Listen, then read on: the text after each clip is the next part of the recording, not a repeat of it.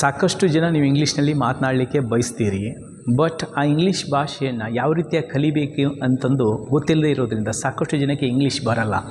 And ಎಷ್ಟೋ ಸಂದರ್ಭಗಳಲ್ಲಿ ಹಲವಾರು ಯೂಟ್ಯೂಬ್ ವೀಡಿಯೋಸ್ಗಳನ್ನೂ ಸಹ ನೀವು ವಾಚ್ ಮಾಡ್ತೀರಿ, ಬಟ್ ಸ್ಟಿಲ್ ಆ ಒಂದು ಫ್ಲೂಯೆನ್ಸಿ ನಮಗೆ ಬರಲ್ಲ. ಹಾಗಾದರೆ ಕೇವಲ ಯೂಟ್ಯೂಬ್ ವೀಡಿಯೋಸ್ಗಳನ್ನ ವಾಚ್ ಮಾಡೋದ್ರಿಂದ ಕೆಲವು ಬಾರಿ ಬೇರೆ ಬೇರೆ ಮೆಥಡ್ಸ್ಗಳನ್ನ ಯೂಸ್ ಮಾಡಿ ನಾವು ಇಂಗ್ಲೀಷ್ನಲ್ಲಿ ಮಾತನಾಡಲಿಕ್ಕೆ ಪ್ರಾರಂಭಿಸೋದ್ರಿಂದ ಇಂಗ್ಲೀಷ್ ಬರಲ್ಲ ಮೈ ಡಿಯರ್ ಫ್ರೆಂಡ್ಸ್. ಇಂಗ್ಲೀಷ್ ಭಾಷೆಯನ್ನು ಮಾತನಾಡಲಿಕ್ಕೆ ನಮಗೆ ಕನ್ಸಿಸ್ಟೆನ್ಸಿ ಬೇಕಾಗತ್ತೆ. ಕನ್ಸಿಸ್ಟೆನ್ಸಿ ಅಂದರೆ ಏನು? ಕಂಟಿನ್ಯೂಯಸ್ ಆಗಿ practice. Yes my dear friends, continuous ಪ್ರಾಕ್ಟೀಸನ್ನು ನಾವು ಮಾಡಿದಾಗ ಇಂಗ್ಲೀಷ್ ನಮಗೆ ಈಸಿಯಾಗಿ ಬರುತ್ತೆ. ಆದ್ದರಿಂದ ಇಂಗ್ಲೀಷನ್ನು ಕಂಟಿನ್ಯೂಯಸ್ ಆಗಿ ಪ್ರಾಕ್ಟೀಸ್ ಮಾಡಲಿಕ್ಕೆ ಇವತ್ತು ನಾನು ನಿಮಗೆ 10 ಇಟ್ ಮೀನ್ಸ್ 10+10+10 ಆ್ಯಂಡ್ +20 ಮಿನಿಟ್ಸ್ ಅಂದರೆ ಟೋಟಲ್ ಆಗಿ 50 ನಿಮಿಷಗಳ ಒಂದು ಫಾರ್ಮುಲಾವನ್ನು ನಿಮ್ಮೊಂದಿಗೆ ನಾನು ಹಂಚಿಕೊಳ್ಳಿಕ್ಕೆ ಹೋಗ್ತಾ ಇದ್ದೀನಿ. ವೆಲ್ ಫ್ರೆಂಡ್ಸ್, ಈ ಒಂದು ಫಾರ್ಮುಲಾ ನೋಡಿ, ನಾನು ಇಂಗ್ಲೀಷನ್ನು ಕಲಿತಾ ಇರಬೇಕಾದ್ರೆ ಈ ಒಂದು ಫಾರ್ಮುಲಾನ ಯೂಸ್ ಮಾಡಿಕೊಂಡು ನಾನು ಸಹ ಇಂಗ್ಲೀಷನ್ನು ಕಲ್ತಿದ್ದೀನಿ. ಅದೇ ಒಂದು ಮೆಥಡನ್ನು ಇವತ್ತು ನಾನು ನಿಮ್ಮೊಂದಿಗೆ ಹಂಚಿಕೊಳ್ಳಿಕ್ಕೆ ಹೋಗ್ತಾ ಇದ್ದೀನಿ. ಈ ಒಂದು 50 ನಿಮಿಷದ ಫಾರ್ಮುಲಾವನ್ನು ಕರೆಕ್ಟಾಗಿ ನೀವು ತಿಳ್ಕೊಂಡು ಇದನ್ನು ಬಳಸಿದ್ದೇ ಆದರೆ ಖಂಡಿತವಾಗ್ಲೂ ನೀವು ಇಂಗ್ಲೀಷ್ನಲ್ಲಿ ಚೆನ್ನಾಗಿ ಮಾತನಾಡಲಿಕ್ಕೆ ಪ್ರಾರಂಭಿಸ್ಬೋದು. ವೆಲ್ ಫ್ರೆಂಡ್ಸ್, ಹಾಗಾದರೆ ನಿಮ್ಮೊಂದಿಗೆ ಅದನ್ನು ನಾನು ಇವತ್ತು ಹಂಚಿಕೊಳ್ಳೋಕ್ಕಿಂತ ಮುಂಚೆ ಇನ್ ಕೇಸ್ ನೀವೇನಾದರೂ ನನ್ನ ಯೂಟ್ಯೂಬ್ ಚಾನಲ್ಗೆ ಹೊಸಬರಾಗಿದ್ದರೆ ನಾನು ನಿಮಗೆ ರೆಕಮೆಂಡ್ ಮಾಡ್ತೀನಿ, ಈ ಒಂದು ಚಾನಲ್ನ ಈ ಕೂಡಲೇ ಸಬ್ಸ್ಕ್ರೈಬ್ ಮಾಡಿ ಇಟ್ಕೊಳ್ಳಿ ಮತ್ತು ಪಕ್ಕದಲ್ಲಿರುವಂಥ ಬೆಲ್ ನೋಟಿಫಿಕೇಷನ್ ಆನ್ ಮಾಡಿ ಇಟ್ಕೊಳ್ಳಿ ಮತ್ತು ಈ ವಿಡಿಯೋನ ಈ ಕೂಡಲೇ ಲೈಕ್ ಮಾಡಿ. Well friends, so then let's get started. ನೋಡಿ ಫ್ರೆಂಡ್ಸ್, ನಾವು ಇಂಗ್ಲೀಷ್ನಲ್ಲಿ ಮಾತನಾಡಬೇಕು ಅಂತಂದರೆ ಫಸ್ಟು ನಾವು ಮಾಡಬೇಕಾಗಿದ್ದು 50 ನಿಮಿಷಗಳನ್ನು 4 ಹಂತಗಳಲ್ಲಿ ಡಿವೈಡ್ ಮಾಡಬೇಕು. ಹೇಗೆ? ಈ 50 ನಿಮಿಷಗಳನ್ನು ಫಸ್ಟು 10 ನಿಮಿಷ, ನೆಕ್ಸ್ಟು 10 ನಿಮಿಷ ಆ್ಯಂಡ್ ನೆಕ್ಸ್ಟು 10 ನಿಮಿಷ, ಎಷ್ಟಾಯಿತು? 30 ನಿಮಿಷ ಆಯಿತು. ಆ್ಯಂಡ್ ನಾಲ್ಕನೇದು ಬಂದುಬಿಟ್ಟು 20 ನಿಮಿಷ, ಅಂದರೆ 10 minutes plus 10 minutes plus 10 minutes plus 20 minutes. ಇದನ್ನು ಕಂಬೈನ್ ಮಾಡಿದರೆ 50 ನಿಮಿಷ ಆಗುತ್ತೆ. ಇದನ್ನು ನಾವು ಯೂಸ್ ಮಾಡ್ಕೋಬೇಕು. ಹಾಗಾದರೆ ಹೇಗೆ ಯೂಸ್ ಮಾಡ್ಕೋಬೇಕು? ಫಸ್ಟ್ ಸ್ಟೇಜ್ ಏನು ಗೊತ್ತಾ? ಫಸ್ಟ್ 10 ನಿಮಿಷ ನಾವು ಇಂಗ್ಲೀಷನ್ನು ವಾಚ್ ಮಾಡಬೇಕು ಅಥವಾ ಲಿಸನ್ ಮಾಡಬೇಕು.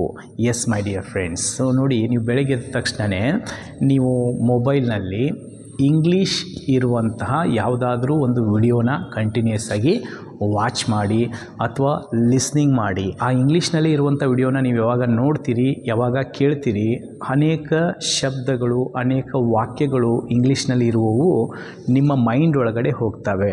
ಆಮೇಲೆ ನೀವು ಇಂಗ್ಲೀಷ್ ಭಾಷೆನ ಮಾತನಾಡುವಾಗ ಆಟೋಮೆಟಿಕ್ಕಾಗಿ ಅವು ನಿಮ್ಮಿಂದ ಆಚೆ ಬರ್ತವೆ. ಇಂಗ್ಲೀಷನ್ನು ನಾವು ಮಾತನಾಡಲಿಕ್ಕೆ ಕಲ್ತಿದ್ದು ಹೇಗೆ? ಚಿಕ್ಕನ್ನಲ್ಲಿದ್ದಾಗ ಫಸ್ಟ್ ನಾವು ಬರೀ ಕೇಳಿಸ್ಕೊಳ್ತಾ ಇದ್ವಿ, ಕಂಟಿನ್ಯೂಸ್ ಆಗಿ ಕೇಳಿಸ್ಕೊಂಡು ಆ್ಯಸ್ ಎ ಮಗುವಾಗಿದ್ದಾಗ ನಮ್ಮ ಸುತ್ತಲಿನ ಜನ ಯಾವ ರೀತಿ ಮಾತಾಡ್ತಾರೆ ಆ ಒಂದು ಪದಗಳನ್ನ ಕೇಳಿಸ್ಕೊಂಡು ನಾವು ರಿಪೀಟ್ ಮಾಡ್ತಾ ಇದ್ವಿ. ಅದೇ ರೀತಿ ಇಂಗ್ಲೀಷನ್ನು ನೀವು ಜಾಸ್ತಿ ಕೇಳಿಸ್ಕೊಳ್ಬೇಕು. ಅದಕ್ಕೆ ಅಟ್ಲೀಸ್ಟ್ 10 ನಿಮಿಷ ನಾನು ನಿಮಗೆ ರೆಕಮೆಂಡ್ ಮಾಡ್ತೀನಿ. ಯಾವುದೇ ಡಿಸ್ಟ್ರ್ಯಾಕ್ಷನ್ಸ್ ಇಲ್ಲದೆ, ಯಾವುದೇ ಒಂದು ಅಡೆತಡೆಗಳಿಲ್ಲದೆ ಬೆಳಗ್ಗೆ ಎದ್ದ ತಕ್ಷಣ 10 ನಿಮಿಷ ಜಸ್ಟ್ ಕೇಳಿಸ್ಕೊಳ್ಳಿ ಅಥವಾ ವಾಚ್ ಮಾಡಿ. ಇದರಿಂದ ನಮಗೇನಾಗುತ್ತೆ ಅಂದರೆ ಆ ಒಂದು ಭಾಷೆಯ ಪದಗಳು ಹೆಚ್ಚು ನಮ್ಮ ಮೈಂಡ್ ಒಳಗಡೆ ಹೋಗ್ತವೆ. ಅದಕ್ಕೆ ಸೊ ವಾಚ್ ಮಾಡಿ ಮತ್ತು ಲಿಸನ್ ಮಾಡಿ 10 ನಿಮಿಷ. ಇನ್ನು ಸೆಕೆಂಡ್ ಸ್ಟೇಜ್ ಬರುತ್ತೆ ಮೈ ಡಿಯರ್ ಫ್ರೆಂಡ್ಸ್, ಅದು 10 ನಿಮಿಷ ಇಂಗ್ಲೀಷನ್ನು ಓದೋದು. ಎಸ್, ಓದಬೇಕು. ಸೊ ಓದೋದ್ರಿಂದ ನಮಗೆ ಅನೇಕ ಶಬ್ದಗಳು ಪರಿಚಯ ಆಗ್ತವೆ, ರೈಟ್? ಏನು ಓದಬೇಕು ನೋಡಿರಿ. ಈಗ ನಿಮಗೆ ಇಂಗ್ಲೀಷ್ ಬರಲ್ಲ ಅಂತಂತಂದರೆ ಈಗ ಇಂಗ್ಲೀಷ್ ಕಾದಂಬರಿಗಳನ್ನ ಓದ್ರಿ, ಇಂಗ್ಲೀಷ್ನಲ್ಲೇ ಬರೆದಿರುವಂಥ ಪುಸ್ತಕಗಳನ್ನ ಓದ್ರಿ ಅಂತಂತಂದರೆ ನಿಮಗೆ ಅರ್ಥ ಆಗಲ್ಲ. ಆದ್ದರಿಂದ ನಾನು ನಿಮಗೆ ರೆಕಮೆಂಡ್ ಮಾಡ್ತೀನಿ, ನೀವು ಯಾವುದಾದ್ರೂ ಕಾಮಿಕ್ಸ್ ಬುಕ್ಸ್ಗಳನ್ನು ನೀವು ಮಾರ್ಕೆಟ್ನಲ್ಲಿ ತೆಗೆದುಕೊಂಡು ಅದನ್ನು ಓದಲಿಕ್ಕೆ ಸ್ಟಾರ್ಟ್ ಮಾಡಿರಿ. ಲೈಕ್ ಇದು ತೆನಾಲಿ ರಾಮನ ಕತೆಗಳ ಒಂದು ಕಾಮಿಕ್ಸ್ ಬುಕ್ ಇರ್ಬೋದು, ಅಥವಾ ಅಕ್ಬರ್ ಬೀರ್ಬಲನ ಕತೆಗಳ ಒಂದು ಕಾಮಿಕ್ಸ್ ಬುಕ್ಸ್ ಇರ್ಬೋದು, ಅಥವಾ ಇತ್ತೀಚೆಗೆ ಬಂದಿರುವಂಥ ಛೋಟಾ ಭೀಮ್ ಥರ ಇರುವಂಥ ಕಾಮಿಕ್ಸ್ ಬುಕ್ಸ್ಗಳಿರ್ಬೋದು. ಆ ಕಾಮಿಕ್ಸ್ ಬುಕ್ಸ್ಗಳಲ್ಲಿ ಏನಿರುತ್ತೆ, ವಾಕ್ಯಗಳ ಜೊತೆಗೆ ನಿಮಗೆ ಅಲ್ಲಿ ಚಿತ್ರಗಳನ್ನು ತೋರಿಸಿರ್ತಾರೆ. ಆ ವಾಕ್ಯಗಳ ಜೊತೆಗೆ ಆ ಚಿತ್ರಗಳನ್ನು ನಾವು ಯಾವಾಗ ನೋಡ್ತೀವಿ ನಮಗೆ ಇಂಗ್ಲೀಷಲ್ಲಿ ಅರ್ಥ ಆಗುತ್ತೆ ಫ್ರೆಂಡ್ಸ್. ಬಿಕಾಸ್ ಚಿತ್ರಗಳು ವಾಕ್ಯಗಳು ಪದಗಳಿಗಿಂತಲೂ ಹೆಚ್ಚಿನ ಅರ್ಥ ನಮಗೆ ಕೊಡ್ತವೆ. ಈಗ ಫಾರ್ ಎಕ್ಸಾಂಪಲ್ ನೀವು ಒಂದು ದೇಶಕ್ಕೆ ಹೋಗಿದ್ರಿ, ಅಲ್ಲಿ ಇಂಗ್ಲೀಷ್ ಬಿಟ್ಟು ಬೇರೇನೂ ಮಾತಾಡಲ್ಲ. ನಿಮಗೀಗ ಹೊಟ್ಟೆ ಹಸಿದಿದೆ, ಸುಮ್ಮನೆ ನೀವು ಸಪ್ಪಗೆ ನಿಂತಿದ್ರಿ, ಒಬ್ಬ ವ್ಯಕ್ತಿ ಬರ್ತಾನೆ, ನಿಮಗೇನು ಕೇಳ್ತಾನೆ ಅವನು? Would you like to have something ಅಂತಂದು ಕೇಳ್ತಾನೆ. ಸೊ ಅವ್ನು ಕೇಳ್ತಾ ಇರೋದೇನು, ನಿಮಗೆ ಏನಾದರೂ ತಿನ್ಲಿಕ್ಕೆ ಬೇಕಾ ಅಂತ ಕೇಳ್ತಾನೆ. ಬಟ್ ನಿಮ್ಗೆ ಅದು ಅರ್ಥ ಆಗ್ತಾ ಇಲ್ಲ. ಬಟ್ ಅದ್ರ ಬದಲಾಗಿ ಆ ವ್ಯಕ್ತಿ ಕೈಲಿ ಬ್ರೆಡ್ ಹಿಡ್ಕೊಂಡ್ಬಿಟ್ಟು would you like to have this one ಅಂತಂದಾಗ ನೀವೇನು ಮಾಡ್ತೀರಿ, ಆ ಬ್ರೆಡನ್ನು ಗಬಕ್ಕಂತ ತೆಗೆದುಕೊಂಡು ತಿಂತೀರಿ. Yes or no? ಬಿಕಾಸ್ ಆ ಬ್ರೆಡ್ ಹಿಡ್ಕೊಂಡು ಕೇಳಿದಾಗ ಆ ಒಂದು ಚಿತ್ರ, ಆ ಒಂದು ಬಾಡಿ ಲ್ಯಾಂಗ್ವೇಜ್ ನಿಮಗೆ ಅರ್ಥ ಆಗಿ ಆ ಭಾಷೆ ಅರ್ಥ ಆಗುತ್ತೆ. Are you understanding my point? ಅದಕ್ಕೆ ಚಿತ್ರಗಳು ತುಂಬ ಇಂಪಾರ್ಟೆಂಟ್ ಆಗುತ್ತೆ.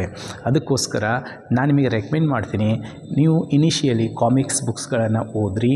ಆ್ಯಂಡ್ ದೆನ್ ಸಪೋಸ್ ಸ್ವಲ್ಪ ನಿಮಗೆ ಇಂಗ್ಲೀಷ್ ಚೆನ್ನಾಗಿ ಬರುತ್ತೆ ಅಂತಂತಂದರೆ ಬಯೋಗ್ರಫಿ ಅನೇಕ ಮಹಾನ್ ವ್ಯಕ್ತಿಗಳ ಒಂದು ಚರಿತ್ರೆಗಳು ನೀವು ಓದ್ಬೋದು.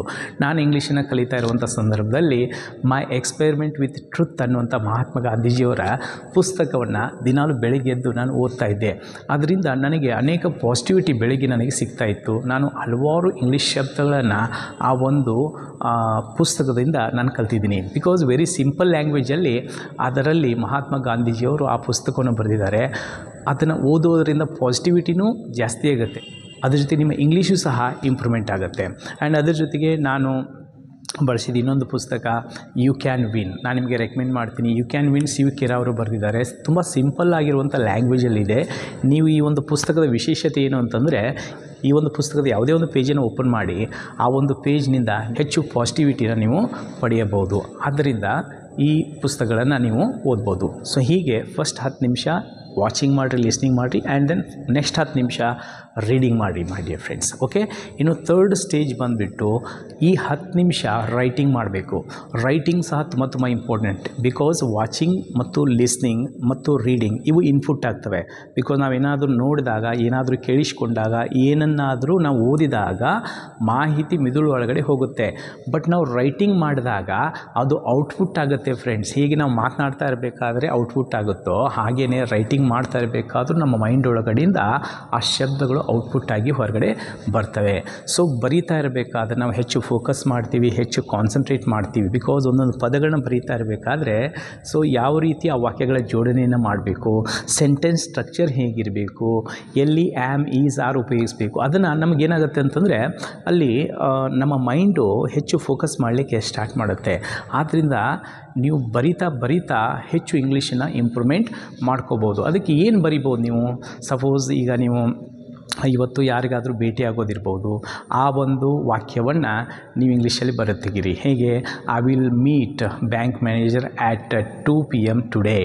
ಅಥವಾ ಸಪೋಸ್ ನೀವು ಎಲೆಕ್ಟ್ರಿಸಿಟಿ ಬಿಲ್ ಕಟ್ಟೋದಿರ್ಬೋದು, I am going to pay the electricity bill today. ಈ ರೀತಿ ನೀವು ನಿಮ್ಮ ಡೈಲಿ ರುಟೀನ್ ಇರ್ಬೋದು, ನಿಮ್ಮ ಮೈಂಡಲ್ಲಿ ಏನು ಬರುತ್ತೆ ಅದನ್ನ ಬರೆತೆಗಿರಿ. ಅದರ್ವೈಸ್ ಸಪೋಸ್ ಈಗ ನೀವು ಇವತ್ತು ಮಹಾತ್ಮ ಗಾಂಧೀಜಿಯವರ ಒಂದು ಪುಸ್ತಕವನ್ನು ಓದಿದಿರಿ, ಆ ಒಂದು ಓದಿದಂಥ ವಿಷಯಗಳಲ್ಲಿ ನಿಮಗೆ ಏನು ನೆನಪಿಗೆ ಬರುತ್ತೆ ಅದನ್ನ ಬರೆತೆಗಿರಿ. ಓಕೆ, ಅಥವಾ ಒಂದು ಕಾಮಿಕ್ಸ್ ಬುಕ್ಕನ್ನು ಓದಿದ್ರಿ, ಅದರಲ್ಲಿ ನೀವೇನು ತಿಳ್ಕೊಂಡ್ರಿ ಆ ವಾಕ್ಯಗಳನ್ನು ಬರೆತೆಗಿರಿ. ಈ ರೀತಿ ನಾವು 10 ನಿಮಿಷ ಬರೆಯೋದರಿಂದ ನಮ್ಮ ಇಂಗ್ಲೀಷ್ ಇಂಪ್ರೂವ್ಮೆಂಟ್ ಆಗ್ತಾಯಿದೆ. ಓಕೆ, ಈ ರೀತಿಯಾಗಿ 10 ನಿಮಿಷ ಬರಿಬೇಕು. ಈ ರೀತಿ 3 ಸ್ಟೇಜನ್ನು ಕಂಪ್ಲೀಟ್ ಮಾಡಬೇಕು. ಓಕೆ, ಫಸ್ಟ್ ಒನ್ ಯಾವುದು ಹಾಗಾದರೆ very important, listening and watching. Second one reading, and third one 10 ನಿಮಿಷ ಬರೆಯೋದು. ಇನ್ನು ಲಾಸ್ಟ್ ಸ್ಟೇಜ್ ಬಂದುಬಿಟ್ಟು 20 ನಿಮಿಷ ಕಂಟಿನ್ಯೂಸ್ ಆಗಿ ಮಾತಾಡೋದು. ಎಸ್ ಮೈ ಡಿಯರ್ ಫ್ರೆಂಡ್ಸ್, ಇಂಗ್ಲೀಷ್ನಲ್ಲಿ ನಿಮಗೆ ಮಾತನಾಡಲಿಕ್ಕೆ ಬರಬೇಕು ಅಂತಂದರೆ ಕಂಟಿನ್ಯೂಸ್ ಆಗಿ ಮಾತಾಡೋದನ್ನು ನೀವು ಪ್ರಾಕ್ಟೀಸ್ ಮಾಡಬೇಕು. ಬಿಕಾಸ್ ಬರೀ ನಮಗೆ ಈಜ್ ಬರಬೇಕು ಅಂತಂದು ಥಿಯರಿಯಲ್ಲಿ ಓದಿದರೆ ಈಜ್ ಬರಲ್ಲ. ಈಜೋದು ಹೇಗೆ ಅಂತ ಪುಸ್ತಕ ಓದಿದಿರಿ, ಬಟ್ ನೀವು ನೀರಲ್ಲಿ ಬೀಳೋ ತನಕ, ಕೈಕಾಲುಗಳನ್ನ ಆಡಿಸೋ ತನಕ ನಿಮಗೆ ಈಜಲಿಕ್ಕೆ ಬರಲ್ಲ. ಹಾಗೆಯೇ ಇಂಗ್ಲೀಷ್ ಮಾತನಾಡೋದನ್ನು ಹೇಗೆ ಅನ್ನೋದನ್ನು ನಾವು ಸಾಕಷ್ಟು ವಿಡಿಯೋಗಳನ್ನ ನೋಡ್ತೀವಿ, ಕೇಳಿಸ್ಕೊಳ್ತೀವಿ, ಬುಕ್ಸ್ ಓದ್ತೀವಿ, ಎಲ್ಲ ಮಾಡ್ತೀವಿ. ಬಟ್ ಇಂಗ್ಲೀಷನ್ನು ನೀವು ಬಾಯಿ ತೆಗೆದು ಮಾತಾಡಲಿಕ್ಕೆ ಪ್ರಾರಂಭ ಮಾಡದೇ ಇದ್ದರೆ ಇಂಗ್ಲೀಷ್ ಮಾತಾಡಲಿಕ್ಕೆ ಬರೋದೇ ಇಲ್ಲ. ಆದ್ದರಿಂದ ನೀವು ಯಾವಾಗ ಬಾಯಿ ಓಪನ್ ಮಾಡಿ ಮಾತಾಡ್ತೀರಿ ಆವಾಗಲೇ ಇಂಗ್ಲೀಷ್ ಬರೋದು. ಅದಕ್ಕೆ ಏನು ಮಾಡಬೇಕು, 20 ನಿಮಿಷ ಏನು ಕಂಟಿನ್ಯೂಸ್ ಆಗಿ ಸ್ಟಾಪ್ ಇಲ್ಲದೆ ಮಾತಾಡಲಿಕ್ಕೆ ಸ್ಟಾರ್ಟ್ ಮಾಡಿರಿ. ನಿಮ್ಮ ಮೈಂಡಲ್ಲಿ ಏನು ಬರುತ್ತೋ ಅದನ್ನೇ ಮಾತಾಡ್ರಿ. ಓಕೆ, ಸೊ ನಿಮಗೆ ಫಾರ್ ಎಕ್ಸಾಂಪಲ್ ಯಾವುದಾದ್ರೂ ಟಾಪಿಕನ್ನು ತೊಗೋಬೋದು, ನಿಮ್ಮ ಡೈಲಿ ರುಟೀನನ್ನ ಪ್ರಾಕ್ಟೀಸ್ ಮಾಡಿ, ಅಥವಾ ನಾನು ಟೆನ್ಸಸ್ಗಳನ್ನ ಹೇಗೆ ಪ್ರಾಕ್ಟೀಸ್ ಮಾಡಬೇಕು ಅಂತಂದು ನಿಮಗೆ ಹಿಂದಿನ ವೀಡಿಯೋಸ್ಗಳಲ್ಲಿ ಕಲಿಸಿದ್ದೀನಿ. ಆ ಟೆನ್ಸಸನ್ನು ಪ್ರಾಕ್ಟೀಸ್ ಮಾಡ್ಬೋದು. ಫಾರ್ ಎಕ್ಸಾಂಪಲ್ ಒಂದು ಸೆಂಟೆನ್ಸನ್ನು ತೆಗೆದುಕೊಳ್ಳೋದು, ಅದನ್ನು ಪ್ರಾಕ್ಟೀಸ್ ಮಾಡೋದು, ಎಲ್ಲ ಟೆನ್ಸ್ಗಳಲ್ಲಿ ಅದನ್ನು ಕನ್ವರ್ಟ್ ಮಾಡೋದನ್ನು ಪ್ರಾಕ್ಟೀಸ್ ಮಾಡಬೇಕು. ಒಂದು ವಾಕ್ಯವನ್ನು ತೆಗೆದುಕೊಂಡು ಯಾವ ರೀತಿಯಾಗಿ ನಾವು ಎಲ್ಲ ಟೆನ್ಸಸ್ಗಳಲ್ಲಿ ಪ್ರಾಕ್ಟೀಸ್ ಮಾಡಬೇಕಂತನ್ನೋದ್ರ ಬಗ್ಗೆ ಒಂದು ವಿಡಿಯೋನ ನಾನು ನೆಕ್ಸ್ಟ್ ಮಾಡ್ತೀನಿ. ಅದನ್ನ ವಾಚ್ ಮಾಡಿ ನೀವು ಪ್ರಾಕ್ಟೀಸ್ ಮಾಡೋದ್ರಿಂದ ನಿಮಗೆ ಟೆನ್ಸಸ್ಗಳು ಈಸಿಲಿ ಬರ್ತವೆ. ಓಕೆ, ಸೊ ಅದಕ್ಕೋಸ್ಕರ ಈ ರೀತಿಯಾಗಿ ನೀವು ಏನನ್ನಾದರೂ ಮಾತಾಡೋದನ್ನ ಪ್ರಾಕ್ಟೀಸ್ ಮಾಡಬೇಕು. ಸೊ ಈ ರೀತಿ 50 ನಿಮಿಷ ನೀವು ಒಂದು ದಿನಕ್ಕೆ ಕೊಟ್ಟರೆ ಕಂಟಿನ್ಯೂಸ್ ಆಗಿ ನಿಮಗೆ ಇಂಗ್ಲೀಷ್ನಲ್ಲಿ ಮಾತನಾಡಲಿಕ್ಕೆ ಬಂದೇ ಬರುತ್ತೆ ಮೈ ಡಿಯರ್ ಫ್ರೆಂಡ್ಸ್. ನೋಡಿ, ಇದು ಕಂಟಿನ್ಯೂಸ್ ಆಗಿರಬೇಕು. Consistency is the key for getting success ಅಂತಾರೆ.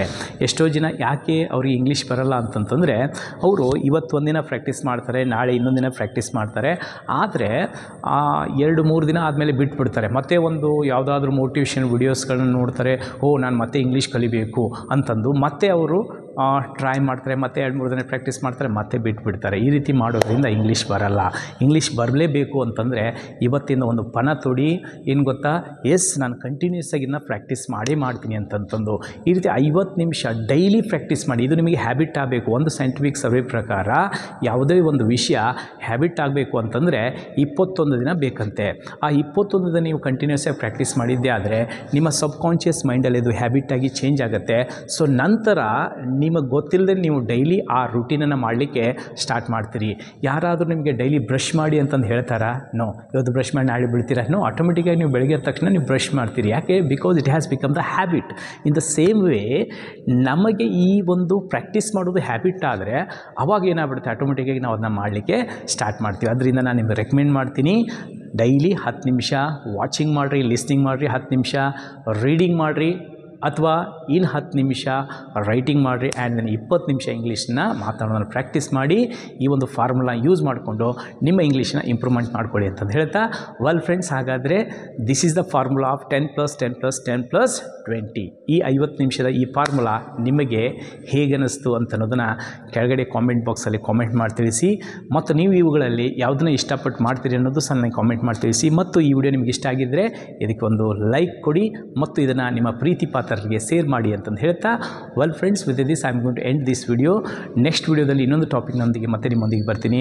ತಾವೆಲ್ಲರೂ ಪ್ರೀತಿಪೂರ್ವಕವಾಗಿ ಇಲ್ಲಿ ತನಕ ಈ ವಿಡಿಯೋನ ವಾಚ್ ಮಾಡೋದಕ್ಕೆ ತಮಗೆಲ್ಲರಿಗೂ ಅಂತರಾಳದಿಂದ ಧನ್ಯವಾದಗಳು. God bless you all.